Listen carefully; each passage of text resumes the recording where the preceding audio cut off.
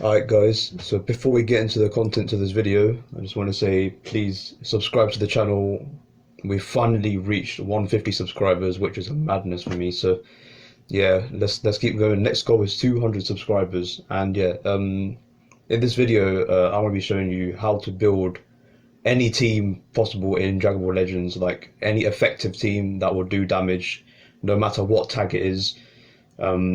So yeah, this method applies to any sort of tag, whether it's Universe 2, whether it's Sun Family, or if it's Future, if it's Fusion. Just use this method for any tag, and I guarantee you will get or have a good team in Dragon Ball Legends. Enjoy the video. Yeah, so let's move on to characters, because I want to briefly explain how you build teams, because most people just most noobs, or new players, just string together a bunch of players that and then expect them to do good. I mean, it's quite normal. I did that when I first played my game, but yeah, so building teams, I mean, it's quite straightforward, to be honest. Like all you got to do is look at their tags, and what their Z ability is. Like, you just got to string something together. So I'm just going to build a team from scratch as an example, so you can understand what I'm talking about. So we're just going to build, I don't know, what tag shall we sort it by? We'll do it, we'll build a GT team, so people from Dragon Ball GT, and then yeah, we can just sort it by anything. So yeah, so like these are all the sparkings and extremes from GT, and we're going to try and build a team out of it. So the main thing you're looking for is people that can deal damage, and also people that can defend. So for example, if we look at this Super Saiyan 4 Goku here, we can see that his Z ability, so always look at this first before you build your team. So look, 35% attack GT or Sun Family base strike attack. So for GT, he's pretty much going to be the first one, so we can take the Vegeta out. Now the next one, we'll look at the Super Baby. So he's a support type, and if we look at his Z ability, look, 35% to GT or tag regeneration, strike, defense. So that means when we apply this, you can see that both the characters lit up for a second, or they flashed. That means that if we go to details here, that look, this Goku is getting that 35% from Baby as well. So they're both helping each other out. So that's 70% going to Goku, and also 70% going to Baby as well. So that's how, like, that's called buffing each other up. And that's what a lot of new players get wrong. They just string together a bunch of people that don't. They just string together a bunch of people that have different tags, different Z abilities, and they just mess everything up. And that's why they probably lose health a lot more than usual. So next, who shall we use next? How about this Omega Shenron? Let's see what the Z ability is. So 28% to GT again. So, but this time, look at this. He gives double buffs. So strike, attack, and defense. So when we put that in there, you can see that all three of them lit up. So that means this Goku is getting that double buffs. So is Baby, and so is Omega Shenron. So when you put that character in, their own buffs apply to each other as well. So keep that in mind. So we can probably use, so like normally when I build teams, I usually use the top three as like the three I'm going to use always. So like the core team. So like whenever I'm going to battle, I'm going to pick those top three. There we go. And then usually the bottom three I use as the bench. So the bench is what you would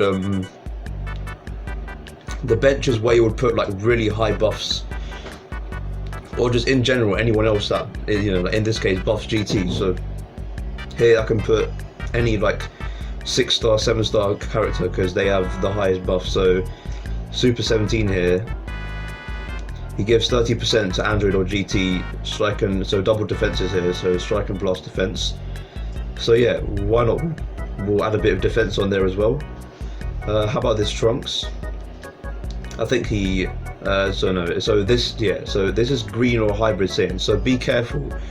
just because it's GT doesn't mean that it always buffs GT. Sometimes it can buff something else. So, but bear in mind that even if we put them in there, he also gets buffed. So if we go to that Trunks, he gets buffs even though he's not helping anyone else. So we can see that he's getting buffs from all the GT players, because if we look at his tag, he comes from GT. So everyone else that buffs the tag GT, they're also helping him. So that's also like an idea to keep in mind. You can just sort of, you know, try and balance something when you're trying to build the main team. So now you might be noticing, what are these little squares at the bottom of each player, and those are for the equipment.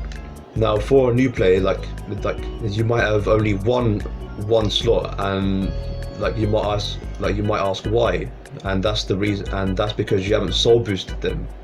So before I get into any of this, you have to make sure that your players are level 5,000 every time. Otherwise, they're just going to do nothing, because that's the max level we can get. And how do you do that? Well, you can go to training. This is the training section. So this is where you can use various training items that you can get as rewards, or from the exchange shop. That's what I was talking about earlier, to train people. And normally, as a beginner, you might your top training item might be the milk, or it might be this 10 times gravity machine, or if you played for a long time, then it might also be the gold bell, if you have any. So different training items do, you know, do different things. Or what I mean by that is that different training items, like some training items might do a lot to your power level, some training items might do less. For example, this planes, this really doesn't do much. So for example, this 100 kilogram thing, I don't know, let's just let's back out of this. Say if I was going to use this on Chi-Chi, so from 4,492 to 4,511, so that's not much. And even if I add on characters to try and boost it, it's not doing much. But if we go to the silver belt, for example, look at that. So from 4,492 to 4,766, that's quite a lot for power level. So different training items do less or more. So once you've got everyone to 5,000, now we have to soul boost them, because even though they're level 5,000, they're still not at their max potential. So if we hold on them, then you can see this little button down here saying soul boost. And generally, well, I've soul boosted all my characters, but yeah, so this is what a soul boost board looks like. So when you unlock different panels, you can see, so we're getting 1,000 health from this one, we're getting more strike attack from this one. And the more panels you get, I mean, pretty much there's 7 of these, so pretty much he's getting even more stronger. His power level is gonna go beyond like 1,000,000. So normally I would pick auto selects, and then you can see that you need these special things called Rising Soul, and there's one for different levels. So there's Rising Soul 1, and since there's 7 soul boost boards, there's from 1 to 7, so 1, 2, 3, 4, 5, 6, 7, and you have to get Rising Souls for each soul boost board. And for like a noob, they might think, oh, that's just effort, but there's various different ways to get Rising Souls. And if you go to event and then upgrade, you can get the souls for all the different colors. So you can get red, yellow, purple, green. So let's get some for the yellow. And you can see there's as I said, there's one for each stage. So from 1 to 7. So we're going to click on the 1. And before you do that, you need to complete all the challenges, and they're quite easy. All you need to do is clear within 60 counts. So that's pretty much easy. And they're flipping level 300. So level 5,000 versus level 300, you beat them instantly. And then all you need to do is just use your skip tickets on them. That's it. Simple as that. And since I'm using my skip tickets on that, I can clear the daily missions as well. So I've used 10 energy pretty much on that. Yeah, so I've used 10 energy. So let's go back to the soul boost, Another way to soul boost people is also, yeah, so you could press the soul boost and then just see who you haven't soul boosted. So I'm going to go back to that freezer and then auto select, and then you can see that all of the panels are highlighted. So once you can see all of them are highlighted, I can simply press OK and then soul boost. And there we go. As you can see that their power level has risen by a significant amount. And then once you've done that, in order to go to the next class, because you know there's no auto select button and I need to unlock the boost core. So once you've done that, that's where the super souls come in handy. So usually when you did that mission in the events, or when I use the skip tickets, you get super souls along with them. So that's not a problem. I can simply press OK, soul boost again, and then there we go. I've unlocked the second stage, and then I can just do the same thing again. Press OK, and then there you go. Their power level has risen once again, and then I can just keep going for each of the soul boost panels once I've got them all the way to 7. I'm not going to do that on camera, but that's the general idea. And when you soul boost, more equipment slots unlock. So generally, I think 1 to 3 is like you only get 1 equipment slot, and then once you've got them all the way to the 7 soul boost boards, once you've unlocked them all, you should get all 3 equipment slots unlocked, and that's where equipment comes in. So what is equipment? Well, equipment is something you can use to further boost your characters. So if you want more buffs on them, so for example, you know, when I was talking about base strike attack or strike defense, or you know, a double buffs, or if you want more health, and there's way more stuff like that as well. So for example, this equipment in this slot 1, base strike defense, and it gives another 15%, which is quite a lot if you think about it. And then there's different, so there's usually 3 slots for this equipment.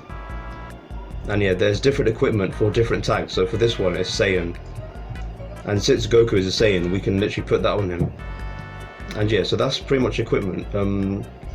Let me explain a bit more about equipment actually, because you might be wondering why, you know, like what is the Z, S, and A, and you know why are some equipment B, you know, which equipment is better than others. You know, it all depends. So like I said, you can get equipment from the exchange shop, and the best way to do it is from equipment medal. So I'm just gonna so here's one. You're facing me now, I think. So GT. And when buying equipment, so I'm just gonna buy loads of it, and hopefully, and when trying to get the best equipment, you have to make sure that the first slot is gold. So as you can see, I didn't get any. So like you can see that the, you know, like these 3 slots, there's blue. No, there's, you know, like the first slot's a green color, and you can see that some are red on this one, for example. You can see that some are gold on this last one. You've got to make sure that the first slot is gold, or if it's a C rank equip on the first slot. So I mean, like these ones are pretty damn crap, but I can sell the E ones because they're not worth. Never use E-equips, but we'll just use these first 2 as an example. So you can tell, like it doesn't necessarily have to be a gold slot. You can just check the first slot and see if it's so base strike defense 6% to 15%, and if it's high, then it's all right. So this one's 12% on the first slot, so it's okay. So we can upgrade that, and once again, upgrading equipment takes up your rising souls, and once again, I said you can get them from the events. So let's just click on upgrade. They also take up Zenny as well, but Zenny is easy to get. And yeah, slot B wasn't good because look, this slot 6% to 15%, and look at what we got, 6.35%, which is quite crap. So but let's just keep going and see if we can get an A at least. Yeah, so we got an A there.